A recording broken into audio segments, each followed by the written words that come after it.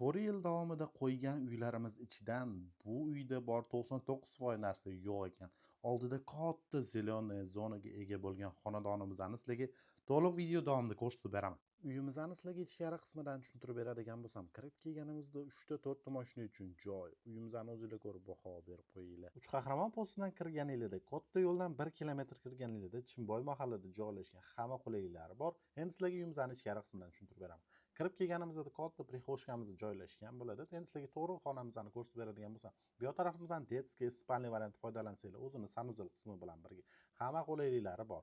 Endi sizlarga bu yog'imizni spalniy variantda foydalansanglar juda ham ideal bo'ladi.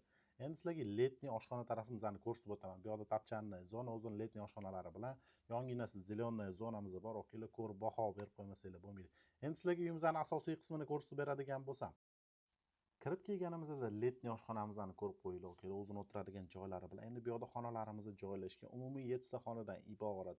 Endi sizlarga sanuzel qismimizni ko'rsatib beradigan bo'lsam, отдельно qilib qo'yilgan. Hamma qulayliklari bor. Endi sizlarga zal qismimizni ko'rsatib beradigan bo'lsam, o'zini ko'chaga qaragan oynalari bor. Yonginasida detskiy spalniy variantda foydalansanglar juda ham zo'r bo'ladi.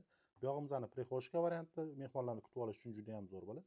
Bu yog'imizda detskiy spalniyani bitta. Endi podvalimizni ko'rib o'tinglar. Gaz, suv, svet, kanalizatsiya, umuman muammosi hamma qulayliklari bor. Uyimizga yoqqan bo'lsa, like ayamaysizlar. Bizga obuna bo'linglar.